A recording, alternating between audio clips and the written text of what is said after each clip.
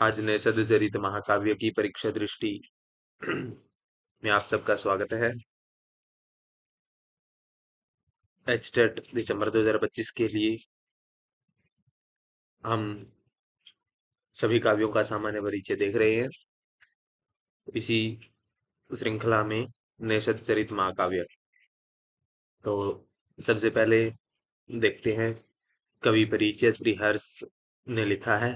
पिता इनके पिता का नाम श्री हीर और माता मामल्ल देवी। और इनके ग्रंथ में प्रत्येक सर्ग के अंत में इनके कवि परिचय के बारे में मिलता है। श्री हर्ष कविराज राज मुक्तालंकार हीरः सुतम श्री हीरः सुषुवे जितेन्द्रियम मामल्ल देवीम चयम, ऐसा मिलता है। इनका समय है वो 12वीं शताब्दी के मध्य से 12वीं शताब्दी के उत्तरार्ध के बीच में संभावना है। और इनका जो आश्रयदाता है वो जयचंद्र है।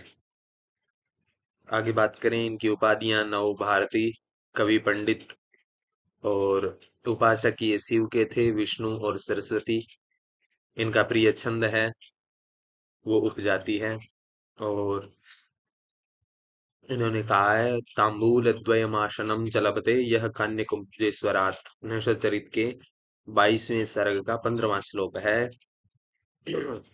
कविवर राजशेखर ने सूरि ने महाकवि श्री हर्ष को 100 से अधिक रचनाएं होने का उल्लेख किया है। किसने?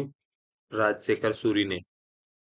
और खंडनादि ग्रंथान परशतान जग्रंथः, ऐसा मिलता है। इसके पश्चात देखें तो निषद चरित में निषद के अतिरिक्त 8 ग्रंथों का उल्लेख मिलता है।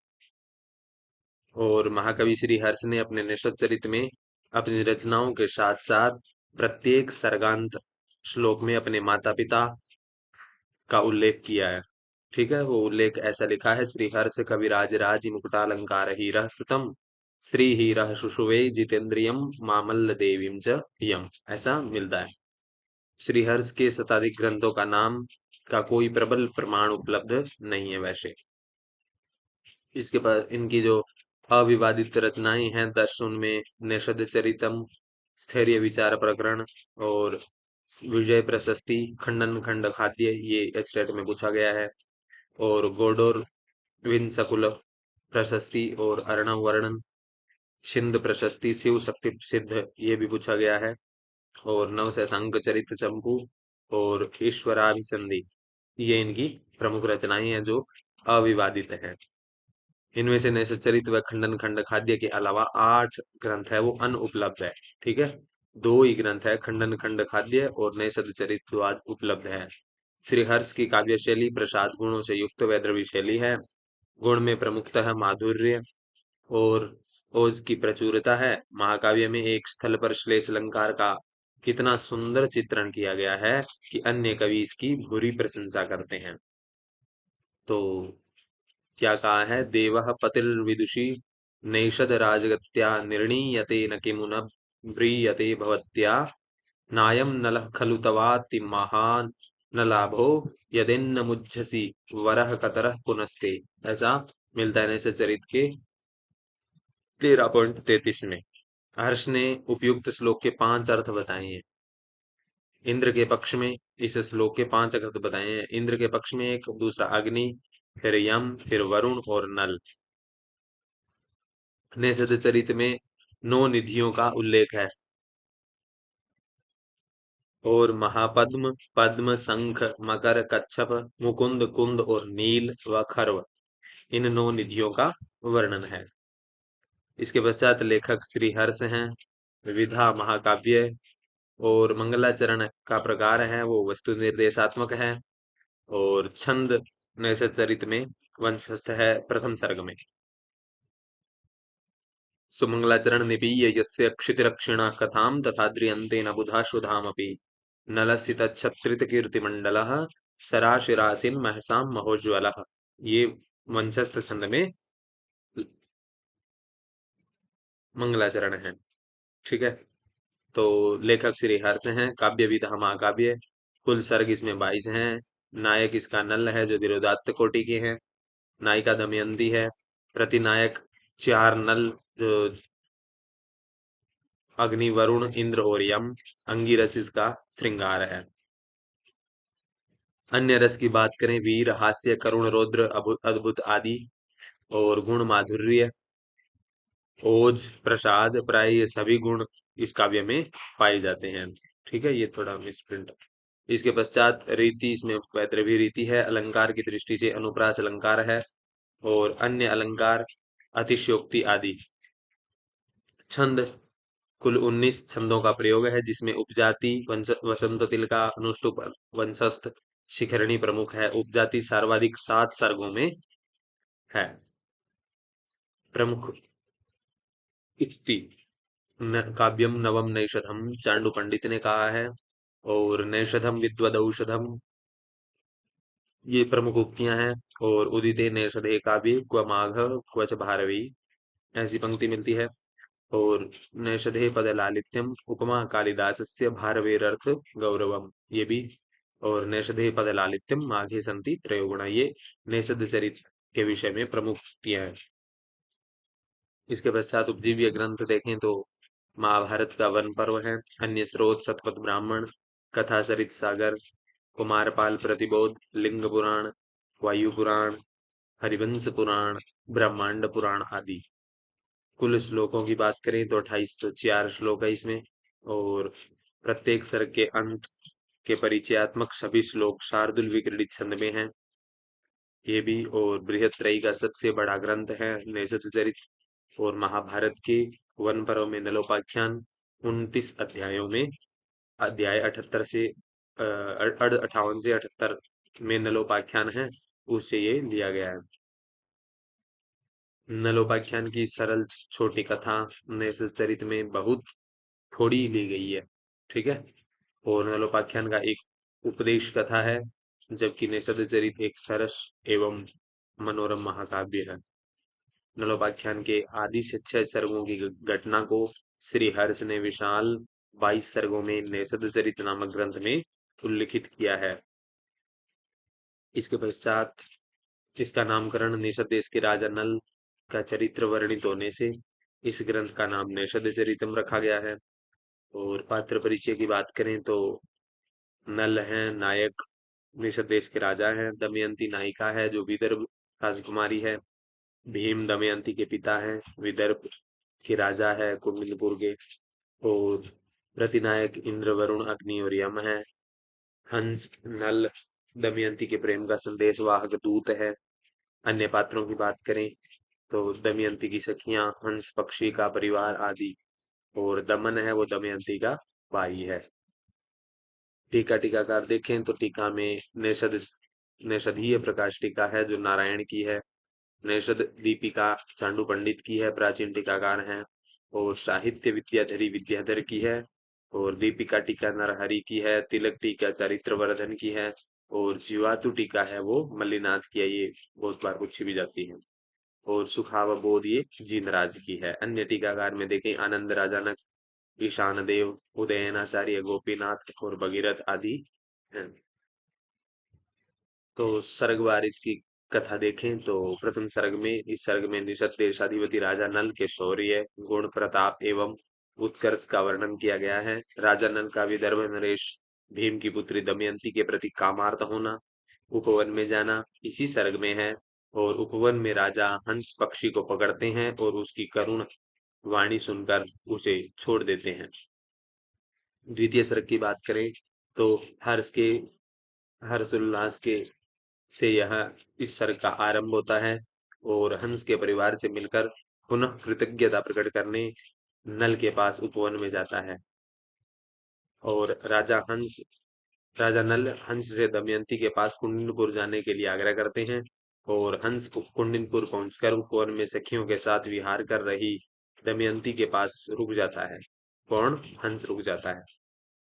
तृतीय सर्ग की घटना में देखें तो दमयंती हंस को पकड़ना चाहती है। इसी प्रयास में वह हंस के पीछे पीछे सघन वन में पहुंच जाती है।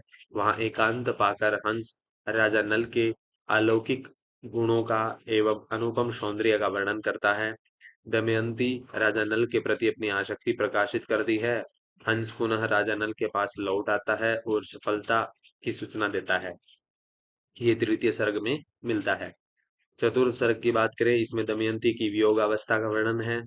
और दमयंती राजा नल से मिलने की इच्छा प्रकट करती है और विकल होने लगती है। विदर्भ नरेश भीम सेन अपनी पुत्री दमयंती का यह विचित्र दशा देखकर स्वयंवर का निश्चय करते हैं। इसके पश्चात पंचम सर्ग का प्रारंभ देवलोक महर्षि नारद द्वारा इंद्र की सभा में दमयंती की विलक्षण सुंदरता का वर्णन करते हुए होता है। और इंद्र वरुण अग्नि और यम देवताओं के साथ पृथ्वी लोक में प्रस्थान करते हैं। मार्ग में जाते हुए नल का अनुपमेय सौंदर्य देखकर देवताओं की ईर्ष्या होती है। ठीक है। और देवता राजा नल को दमयंती के पास जाने के लिए कहते हैं। एवं दमयंती इंद्र वरुण अग्नि और यम में से किसी का वर्ण वर्ण करे, ऐसा दमयंती से कहने की याचना करने के लिए उनको कहते हैं। ये पंचम सर्ग में है। राजा नल ऐसा करने के लिए तैयार हो जाते हैं और इंद्र द्वारा इन्हें अदृश्य होने की शक्ति प्रदान कर दी जाती है। ये पंचम सर्ग की कथा है। षष्ठ सर्ग में राजा नल अदृश्य रूप में दमयंती के राजप्रसाद में पहुंचते हैं। देवों की दूतियां नल के पहुंचने से के पहले ही किसी एक देवता को वर्ण करने का आग्रह कर रही थी। दमयंती उन्हें मना कर देती है। वह देखकर राजा नल अत्यंत प्रसन्न होते हैं। और सप्तम सर्ग में राजा नल दमयंती की सुंदरता का अवलोकन कर स्वयं को प्रकट कर देने का निश्चय कर देते हैं। और इसी सर्ग में दमयंती नख सिख का स्वरूप वर्णित है। ठीक है, ये ध्यान रखेंगे, नख सिख का स्वरूप भी वर्णित है सप्तम सर्ग में। अष्टम सर्ग में राजा नल अपने स्वरूप को प्रकट कर स्वयं को देवदूत बताकर देवताओं में से किसी एक का वर्ण करने को कहते हैं। और नवम सर्ग में नल दमयंती में परस्पर वार्तालाप होता है। दमयंती राजा नल का ही वर्ण करने को कहती है। नल दमयंती को उसकी स्वयंवर सभा में आने की स्वीकृति देकर वापस लौट आते हैं। इसके पश्चात दशम सर्ग में स्वयंवर के कार्यक्रम से यह सर्ग प्रारंभ होता है। चारों दिशाओं से आए राजाओं और पृथ्वी के ठसाठस भरे जाने का वर्णन है। राजाओं से पृथ्वी के ठसाठस भर जाने का वर्णन है दशम सर्ग में। इंद्र आदि देवता भी नल के रूप में स्वयं को उपस्थित करते हैं। विष्णु देव अप्सराएं आदि स्वयंवर में दर्शनार्थ होते हैं। विष्णु राजाओं के वर्णन के लिए सरस्वती को भेजते हैं। ऐसा वर्णन 10वें सर्ग में है। 11वें सर्ग में सरस्वती द्वारा राजाओं के वर्णन से यह सर्ग प्रारंभ होता है। नल के प्रति आसक्ति से दमयंती स्वयंवर सभा में बैठे राजाओं को क्रमशः छोड़ते हुए आगे बढ़ जाती है। और इस सर्ग में अन्याय अन्यान्य अवशिष्ट राजाओं के स्वयंवर में सम्मिलित होकर दमयंती द्वारा उपेक्षित होने का वर्णन है। सरस्वती विभिन्न देशों के नरेशों का एक एक करके वर्णन करने के उपरांत अंत में नल के समीप पहुंचती है। और दमयंती 5 नल को देखकर आश्चर्यचकित हो जाती है। इसके पश्चात त्रयोदश सर्ग में राजा नल वेश में विद्यमान 500 नलों का श्लेष शब्दों का प्रयोग करके वर्णन सरस्वती द्वारा किया जाता है। और दमयंती आश्चर्य एवं संशय में पड़ जाती है। 13वें सर्ग में पंचनली वर्णन है। दमयंती देवताओं और राजा नल के अंतर न कर सकने के कारण क्षुब्ध एवं दुखी हो जाती है। चतुर्दश सर्ग में दमयंती देवताओं का मानसिक पूजन करती है, जिससे देवता प्रसन्न होकर श्लेष शब्दों को समझने की शक्ति प्रदान करते हैं। इसके पश्चात दमयंती अपने विवेक से राजा नल को पुष्पमाला पहनकर वर्ण कर लेती है। और तदुपरांत सरस्वती व सभी देवता आशीर्वाद देते हैं। पंचदश सर्ग में स्वयंवर में दमयंती द्वारा नल का वर्णन करने के उपरांत भीमसेन विवाह की तैयारी में लग जाते हैं और नल को आमंत्रित करते हैं। षोडश सर्ग में राजा भीम बारात का पर्याप्त स्वागत करते हैं। और राजा नल वहां 6 दिन निवास करके पुनः अपनी राजधानी की ओर प्रस्थान करते हैं। तो राजा 6 दिन वहां रुके थे। ये 16वें सर्ग में है। राजा नल राजधानी में नल का जनता द्वारा स्वागत किया जाता है। 17वें सर्ग में स्वर्ग को प्रस्थान करते हुए देवताओं की कल्कि से भेंट हो जाती है। और कल्कि देवताओं से बतलाता है कि वह दमयंती के स्वयंवर में जा रहा है। कली को देवता बताते हैं कि दमयंती नल को वर्ण कर चुकी है, तो वह राजा नल को राज्यच्युत होने और दमयंती से वियुक्त होने का शाप दे देता है। कौन? कली, कल की। और द्वापर के साथ कली निषद देश गया और उपवन में विभीतक वृक्ष का आश्रय लेकर कई वर्षों तक दमयंती तथा नल में दोषान्वेषण किया, परंतु कोई दोष नहीं पाया। ठीक है, विभीतक वृक्ष का आश्रय लेकर, ठीक है, इस वृक्ष के पास रुककर उसने कई दिनों तक दमयंती और नल में दोषान्वेषण किया, दोषों को देखा, परंतु कोई दोष नहीं पाया। 18वें सर्ग में यह सर्ग प्रमोद प्रमोदोद्यान के वर्णन से प्रमोद उद्यान के वर्णन से प्रारंभ होता है। काम शास्त्र के मर्मज्ञ नल एवं नवोढ़ा दमयंती की काम क्रीड़ा का वर्णन है 18वें सर्ग में। और एकोनविंश 19वें सर्ग में उषा काल से दुरारूढ़ सूर्य का क्रमिक वर्णन है और दमयंती द्वारा बंदीगण को उपहार दिया जाता है। उसके बाद आकाशगंगा में स्नान कर लौटे हुए नल दमयंती के पास आते हैं। ठीक है, इसके पश्चात बात करें 20वें सर्ग की, तो नल राजभवन में प्रवेश करते हैं जहां दमयंती उनका स्वागत होता है दमयंती द्वारा। दमयंती को स्वर्ण कमल देखकर प्रातःकालीन कृत्य के लिए उससे आज्ञा मांगते हैं और दमयंती व्यथित एवं रुष्ट होकर अपनी सखी के घर चली जाती है। और दमयंती के लौटने पर नल उसकी सखी कला की सहायता से उनका ध्यान भंग करना चाहते हैं और उससे विविध प्रकार के संभोगों का स्मरण दिलाते हैं। इसके पश्चात माध्याह्न की सूचना से नल स्नान आदि के लिए उठ जाते हैं। फिर 21वें सर्ग में यह सर्ग नल के चारु चरित वर्णन से प्रारंभ होता है और अर्थ एवं मोक्ष पुरुषार्थों का विस्तृत चित्रण हुआ है। चकवी के विरह को दूर करने के लिए सूर्य से प्रार्थना करने के बहाने संध्योपासना के लिए नल नदी पर चले जाते हैं। और अंतिम सर्ग द्वाविंश सर्ग 22वां सर्ग है अंतिम। इसके उपरांत ग्रंथ की प्रशस्ति तथा संक्षिप्त परिचय के साथ इस महाकाव्य का उपसंहार होता है। इस प्रकार जो 22 सर्ग थे उनका सामान्य परिचय, यहाँ से कई बार कथानक से सवाल पूछ लिए जाते हैं, तो आप थोड़ा एक बार अवश्य देखें। अब कुछ प्रमुख सूक्तियां हैं। तो अदृष्टम अप्यर्थम अदृष्टवभावात् करोति सुप्तिर्जन दर्शनातिथिम। चित्र दर्शन के बाद दमयंती के द्वारा नल को स्वप्न में देखे जाने का वर्णन किया गया है। प्रथम सर्ग का 39 नंबर श्लोक है, कभी प्रत्यक्ष दर्शन न किए गए पदार्थ को भी स्वप्न मनुष्यों को दृष्टि का अतिथि बना देता है, अर्थात दिखा देता है। सुक्ति, अगली सुक्ति है, त्यजन त्यजन्त्य ससर्मनमानिनो वरम त्यजन्ति न त्वेकमया चितव्रतम। भावार्थ यह सूक्ति राजा नल के विषय में कही गई है कि स्वाभिमानी लोग प्राण और सुख भले ही त्याग देते हैं, किंतु मांगते नहीं हैं, उनका यह व्रत होता है। स्मरः सरत्यामनिरुद्धमेव यत्सृज्यत्यं सर्ग निसर्ग ईदृशः। भावार्थ यह सूक्ति राजा नल के विषय में कही है कि प्रकृति का स्वभाव ही ऐसा है कि अनुराग होने पर कामदेव चंचलता को जन्म देता है। क्व भोगम आपनोति न भाग्य भाग जनः। तो ये सूक्ति नल के लिए है। काम पीड़ित होने पर वन में भी तरंगों के वादन, कोयलों के भोरों के संगीत एवं मयूर नृत्य आदि सुख के सभी संगीत, नृत्य, वाद्य आदि उपलब्ध हैं, क्योंकि भाग्यशाली पुरुष को भोग कहाँ नहीं प्राप्त होता है। क्व भोगम आपनोति न भाग्य भाग जनः विगर्हितं धर्म धनैर्निबर्हणं विशिष्य विश्वास जुषाम दुषामपि। हंस राजा नल की निंदा करते हुए कहता है कि हे राजन, मेरा वध करने से आपको प्राणी वध के साथ विश्वासघात का भी पाप लगेगा, क्योंकि विश्वास युक्त शत्रुओं का भी वध धर्माचार्यों के द्वारा विशेष रूप से निंदनीय कहा गया है। अगली सूक्ति है, नृपः पतंगम समधत्त पाणिना।